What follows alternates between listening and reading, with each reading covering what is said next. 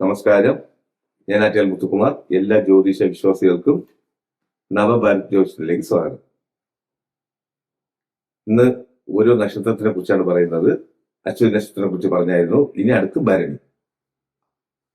ഭരണിയുടെ പ്രത്യേകത ഇപ്പൊ നമുക്ക് ആദി മധ്യ അന്ത്യം, ആദിത്രയഗുണം, മധ്യത്രയഗുണം, അന്ത്യത്രയഗുണം അങ്ങനെ പറയും. അപ്പൊ ഭരണി വരുന്നത് 3 ഭാഗം മധ്യത്രയഗുണത്തിലാണ്. ഇതിന്റെ ഒരു പ്രത്യേകത, ദേവത യമനാണ്, ഗണം മാനുഷം, ഭൂതം ഭൂമി, യോനി പുരുഷയോനി, പക്ഷി പുള്ളാണ്. അപ്പൊ ഇവരുടെ ഒരു ജനന സമയം ഉദ്ദേശിക്കുന്നത് ജനിക്കുമ്പോൾ ശുക്രദശാകാലം. അപ്പൊ 1, 2, 3, 4 ഭാഗം വരുന്നത്, 1-ാം ഭാഗത്തിൽ ജനിച്ചു കഴിഞ്ഞാൽ ഒരു കുട്ടി ജനിച്ചു ഭരണിയിൽ, അവർക്ക് 17-18 വയസ്സ് വരെ ശുക്രദശാകാലം. 4-ാം ഭാഗമായി കഴിഞ്ഞാൽ ചിലപ്പോൾ 3 വയസ്സ് 3.5 വയസ്സ് വരെ ശുക്രദശാകാലം കാണുള്ളൂ. അപ്പൊ ഇതിന്റെ ഒരു പ്രത്യേകത, ശുക്രൻ സ്ഥിതി ചെയ്യുന്ന സ്ഥാനം, ഇപ്പൊ ആൺകുട്ടിയാണെങ്കിലും പെൺകുട്ടിയാണെങ്കിലും ഭരണി നക്ഷത്രത്തിൽ ശുക്രൻ സഞ്ചരിക്കുന്നത് രാശിയുടെ കൂടെ. അപ്പൊ ഭരണിയിൽ ഒരു കുഞ്ഞ് ജനിച്ചു, ചന്ദ്രന്റെ സ്ഥിതി മേടത്തിലാണ്. അതേ ഭരണി നക്ഷത്രത്തിൽ തന്നെ ശുക്രനും സഞ്ചരിക്കുന്നത് വളരെ പ്രത്യേകതയാണ്. ഇവർക്ക് ഒരു എങ്ങനെ പറയാം, ഒരു ഐശ്വര്യമുള്ള ഒരു മുഖഭാവം. മൊത്തത്തിൽ അവരുടെ വളർച്ച എന്ന് ഉദ്ദേശിക്കുന്നത് കലാമേഖലയിലൊക്കെ വളരെ തിളക്കം. ചില കുട്ടികളൊക്കെ ഫ്ലവേഴ്സ് ചാനലിലൊക്കെ വന്ന് മിടുക്ക് കാണിക്കത്തില്ലേ, അങ്ങനെയുള്ള ഇതൊക്കെ ഇങ്ങനത്തെ ഒരു കോമ്പിനേഷൻ, ചന്ദ്ര ശുക്ര കോമ്പിനേഷൻ വന്നു കഴിഞ്ഞാൽ അതും ഭരണി നക്ഷത്രത്തിൽ വരണം. നക്ഷത്രം ഭരണിയാവുക, ശുക്രൻ ഭരണി നക്ഷത്രത്തിൽ വന്നു കഴിഞ്ഞാൽ വളരെ പ്രത്യേകതയാണ്. അപ്പൊ ഇവിടെ ഈ 20 വർഷത്തിൽ ചിലപ്പോൾ 18 വർഷം കിട്ടിക്കഴിഞ്ഞാൽ ആ കഴിവ് തെളിയിക്കും. അപ്പം 18 വർഷം കഴിഞ്ഞ് സൂര്യദശ തുടങ്ങുമ്പോൾ സൂര്യൻ നിൽക്കേണ്ടത് ചിങ്ങത്തിൽ പൂര നക്ഷത്രത്തിലും കൂടെ ആയിക്കഴിഞ്ഞാൽ വളരെ പ്രത്യേകതയാണ്. അല്ലെങ്കിൽ ധനുവിൽ പൂരാട നക്ഷത്രത്തിൽ സൂര്യൻ നിൽക്കുന്നത്. അപ്പൊ ഇപ്പൊ നമുക്ക് മാസം പറയുകയാണെങ്കിൽ ചിങ്ങത്തിലെ ഭരണി, ധനുവിലെ ഭരണി, ഇങ്ങനെ പറയാം. ചിലർ മാസം പറയില്ല, ഞാൻ ധനുവിലെ ഭരണിയാണ്. അപ്പൊ മീനഭരണി എന്ന് ഉദ്ദേശിക്കുന്നത് ഭദ്രകാളിയുടെ ഒരു അവതാരമാണെന്ന്. കുംഭഭരണി, മീനഭരണിയൊക്കെ ഭദ്രകാളി ദേവിക്ക് വളരെ പ്രത്യേകതയാണ്. അപ്പം അമ്പലങ്ങളിലൊക്കെ ഭദ്രകാളി മുടിപ്പുരയിലൊക്കെ ഉത്സവം നടക്കുന്നത് തെക്കൻ തിരുവിതാംകൂറിലെ ഈ സമയമാണ് നടക്കുന്നത്. അപ്പം സൂര്യദശ കഴിഞ്ഞ് വരുന്നത് ചന്ദ്രദശ. അപ്പൊ ചന്ദ്രൻ എവിടെ നിൽക്കുന്നു? ഭരണി 1-ാം പാദമോ 3-ാം പാദമോ 2-ാം പാദം 4-ാം പാദം സഞ്ചരിക്കും. അപ്പൊ അതും ഒരു പ്രത്യേകതയാണ്. അപ്പൊ ഈ ദശാകാലമൊക്കെ ഉന്നതിയിലെത്താനുള്ള ഒരു അവസരം, അത് കൂടും കലാമേഖല, അങ്ങനെ വരുള്ളൂ. ഇപ്പൊ ചിലവരൊക്കെ ബ്യൂട്ടി പാർലറൊക്കെ വെച്ച് നടത്തുന്നില്ലേ, അതിന്റെ ഒക്കെ ഒരു കഴിവും മേക്കപ്പിന്റെ, അതെല്ലാം ഈ ശുക്രൻ കൊടുക്കുന്ന ഫലമാണ്. അപ്പൊ 18 വയസ്സ് കഴിഞ്ഞ് ശുക്രദശ കഴിഞ്ഞല്ലോ, സൂര്യദശ നമുക്ക് ബലമില്ലാന്ന് ഉദ്ദേശിക്കരുത്. ചിങ്ങധനു സൂര്യനൊക്കെ ബലവാനാണ്. ചിലവർക്ക് ഗവൺമെന്റ് തലത്തിലൊക്കെ, ഇപ്പൊ എങ്ങനെ പറയാം, എയർഫോഴ്സിലൊക്കെ ആൺകുട്ടികൾക്ക് ജോലി കിട്ടാൻ, പൈലറ്റ് ആവാനുള്ള യോഗം, ഇങ്ങനെയൊക്കെയുള്ള ഇത് കാണുന്നുണ്ട്. അപ്പൊ ഇവരുടെ ജീവിതചര്യ എന്ന് പറഞ്ഞാൽ ഇവര് സ്വാർത്ഥ ചിന്താഗതിക്കാരാണ്. സ്വന്തം കുടുംബം മാത്രം നോക്കി നടത്തുന്നവർ.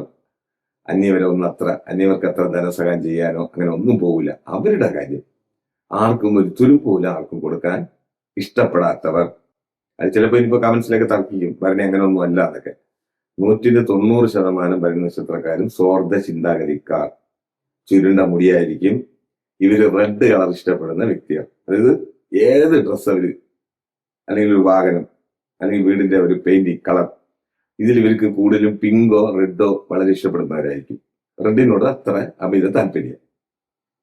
പിന്നെ കണ്ണിന്റെ രൂപം ഉദ്ദേശിക്കുന്നത് നല്ല തുറിച്ചു നോക്കുന്ന ഒരു കണ്ണായിരിക്കും ഇവരുടെ. അത് ലക്ഷണശാസ്ത്രത്തിലും പറഞ്ഞിട്ടുണ്ട്. അത് മധ്യത്രകോണമാണ് ഉദ്ദേശിക്കുന്നത്. ഞാൻ നേരത്തെ പറഞ്ഞായിരുന്നു, ആദി മധ്യ അന്ത്യത്രകോണം കൂടെ ഉൾപ്പെടുന്നില്ല. അപ്പൊ ഇവിടെ ചന്ദ്രദശാകാലവും ഇപ്പൊ വൃശ്ചികത്തിലെ ജനന ചന്ദ്രബലമുണ്ട്, തുലാത്തിന്റെ ജനനവും ചന്ദ്രബലമുണ്ട്. അപ്പൊ ഇവർക്ക് ഒരു വിവാഹാലോചന വരെയാണെങ്കിൽ ചോതി നക്ഷത്രം ചേർക്കുന്നത് വളരെ വിശേഷമാണ്. അത് പെൺകുട്ടിക്ക്, ആണിനാണെങ്കിലും പെണ്ണിനാണെങ്കിലും, ഭരണി നക്ഷത്രത്തിൽ ഒരു ആൺകുട്ടി ഉണ്ടെങ്കിൽ ചോതിയിൽ ഒരു പെണ്ണിനെ വിവാഹം കഴിക്കുന്നതും, ഭരണിയിൽ ഒരു പെൺകുട്ടിയാണെങ്കിൽ ചോതിയിൽ ഒരു ആണിനെ വിവാഹം കഴിക്കുന്നതൊക്കെ സമസപ്തമെന്ന് ഞങ്ങൾ പറയും. അത് വളരെ പ്രത്യേകതയാണ്. പിന്നെ ഇവരുടെ ഒരു പ്രശ്നം എന്ന് പറയുന്നത്, ഇവർക്ക് രജുദോഷമുള്ള നക്ഷത്രമാണ്. 9 നക്ഷത്രം ചേർക്കാൻ പാടില്ല. അതിപ്പോ നിങ്ങൾക്ക് ഒരു പൊരുത്ത വിഷയത്തിലൊക്കെ നോക്കുകയാണെങ്കിൽ കണ്ടുപിടിക്കാൻ സാധിക്കും. പിന്നെ വരുന്ന കുജദശ. കുജനും ചന്ദ്രന്റെ കൂടെ ലഗ്നത്തിൽ നിന്ന് കഴിഞ്ഞാൽ, അതായത് രാശി, ലഗ്നമല്ല രാശിയാണ് ഉദ്ദേശിക്കുന്നത്, ചന്ദ്രന്റെ കൂടെ കുജൻ നിന്ന് ശുക്രനിൽ നിന്ന് കഴിഞ്ഞാൽ ഇവർക്ക് എന്ത് പറയണം? പ്രേമ വിവാഹം പറയണം.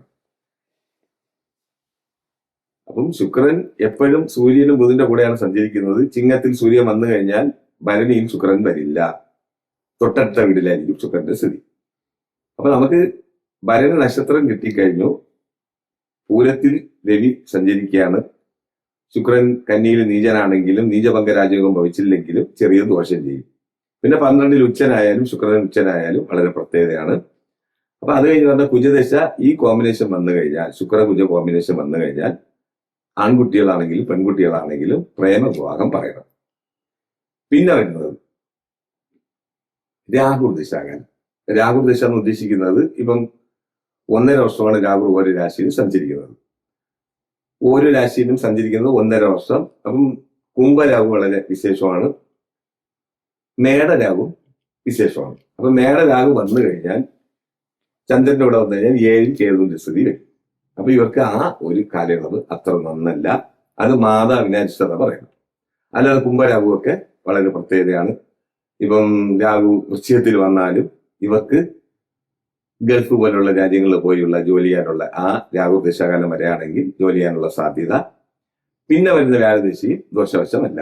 അതിപ്പോ ഉദ്ദേശിക്കുന്നത് മേടത്തിന് രാശിക്കാണെങ്കിലും 9, 12 ഭാവതി വരെ ഗുരു ഭാഗ്യസ്ഥാനത്ത്, അത് 9 ധനുവിൽ സഞ്ചരിക്കുന്നതൊക്കെ ആ ദശാകാലം ഇവർക്ക് വളരെ ശോഭനമായിരിക്കും. പുത്രാദികളെ കൊണ്ടുള്ള ഒരു മനസ്സന്തോഷം, ചിലവര് MBBS ഒക്കെ പഠിച്ച് വരാനുള്ള ഒരു അവസരം കുട്ടികളുടെ കാണും, അവരുടെ സന്തതിക്ക്. ഇതാണ് ഈ ഭരണി നക്ഷത്രക്കാരുടെ ഒരു പ്രത്യേകത.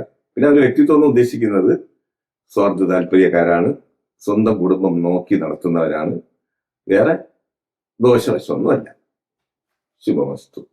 സമ്പൂർണ്ണ ജാതകം, പ്രശ്നപരിഹാരങ്ങളോട് കൂടിയ സമ്പൂർണ്ണ ജാതകം നിങ്ങളുടെ കൈകളിൽ ലഭിക്കുന്നതിന് താഴെ കാണുന്ന നമ്പറിൽ ബന്ധപ്പെടുക.